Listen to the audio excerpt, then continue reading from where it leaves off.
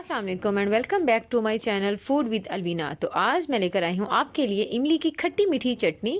जैसा कि रमज़ान स्टार्ट हो चुका है और इमली की चटनी की बहुत ज़्यादा ज़रूरत पड़ने वाली है। समोसों के साथ, चना चाट में ये चटनी बहुत ज़्यादा इस्तेमाल होती है। तो आइए इस इमली की चटनी को बनाना सीखते हैं कि किस तरह इजीली हम इसको बना सकते हैं। इसके लिए मैंने क्या किया है, 250 ग्राम इमली ली है और इसको मैंने एक बॉल के अंदर शिफ्ट कर दिया है। इमली लाल इमली मैंने ली है, यानी कि ये काली इमली नहीं है। ये टेस्ट में बहुत अच्छी होती है लाल इमली, तो आपने भी यही इमली इस्तेमाल करनी है। नॉर्मल पानी आपने इसमें डाल देना है। इमली इतना पानी डालना है कि वो इमली के ऊपर ऊपर रहे और इसमें आपने इमली को डिप करके रख देना है तकरीबन 2 से 3 घंटों के लिए। इससे क्या होगा कि इमली सॉफ्ट हो जाएगी और हमें इसका पल्प मिल जाएगा इजीली। और गुठलियाँ हमने अलग कर देनी है, तो इसलिए हम इसको 2 से 3 घंटों के लिए ढाँप के रख देंगे।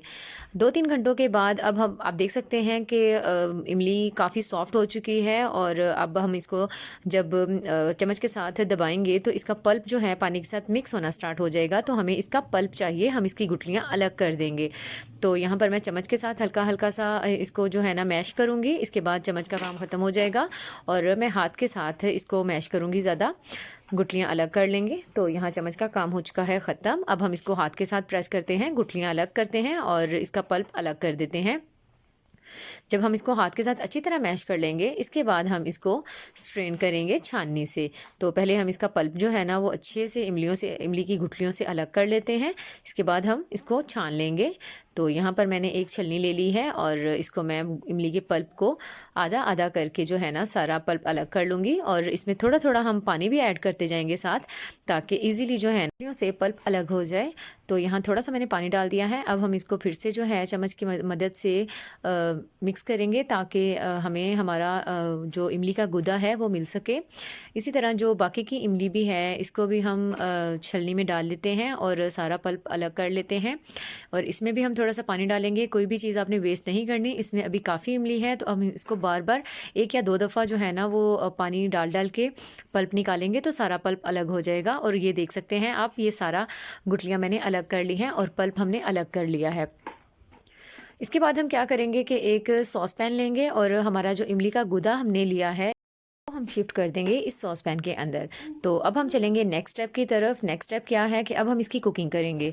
इसको ज़ाहिर है हमने पकाना है और एक ज़बरदस्त किस्म की चटनी बनानी है। तो इसके लिए मैंने फ्लेम ऑन कर दिया है और अपने सॉस पैन को जो है वो चूल्हे के ऊपर चढ़ा दिया है। अब हम इसमें आधा ग्लास मज़ीद पानी डाल देंगे क्योंकि हमने इसको 25 से 30 मिनट तक पकाना है, ताकि हमारी इमली ये जो अभी आपको बहुत पतली लग रही है ये आहिस्ता आहिस्ता से थिक हो। और जो चीज़ें इसके अंदर जाएंगी वो सबसे पहले नमक है। 1 चम्मच भरकर हम इसमें नमक डाल देंगे। इसके बाद जो नेक्स्ट चीज़ इसमें जाएगी वो है दादड़ मिर्च, कुटी हुई लाल मिर्च इसको बोलते हैं। 1 चम्मच ही हम इसमें वो डाल देंगे। इसके बाद जो चीज़ इसमें जाएगी वो है लाल मिर्च।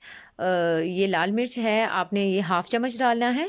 इसके बाद जो नेक्स्ट चीज़ हम इसमें डालेंगे वो है अदरक पाउडर। ये भी आपने 1 चम्मच भर के डाल देना है। ये आपको किसी भी पंसार की शॉप से इजीली मिल जाएगा। नेक्स्ट चीज़ जो इसके अंदर जाएगी वो है रोस्टेड ज़ीरा।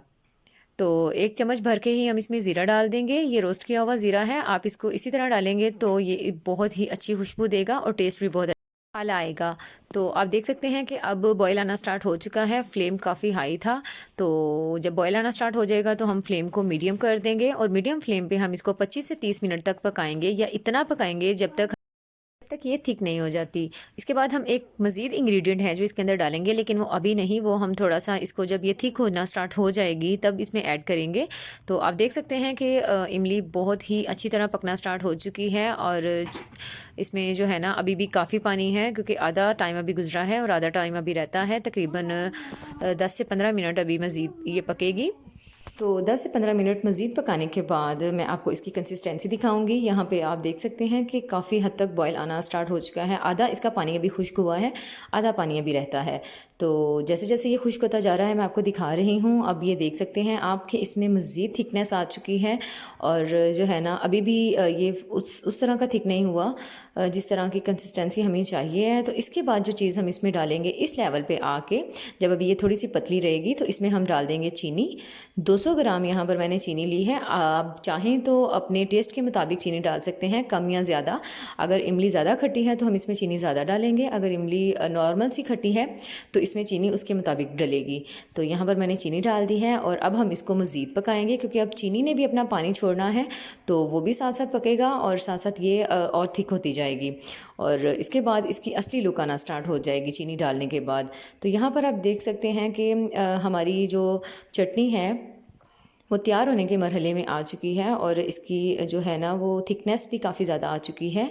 तो यही कंसिस्टेंसी हमें चाहिए। तो 1 से 2 मिनट मज़ीद पकाने के बाद हम इसका फ्लेम बंद कर दिया है और इसको अब हम जो है ना वो इसको डिश आउट करेंगे। यही कंसिस्टेंसी इसकी ठंडे होने के बाद भी रहेगी, इसमें कोई थिकनेस ज़्यादा नहीं आएगी। तो आपने इसको फुली रेडी करना है जितनी कंसिस्टेंसी आपको चाहिए।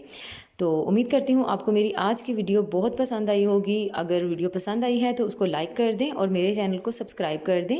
अल्लाह हाफिज़।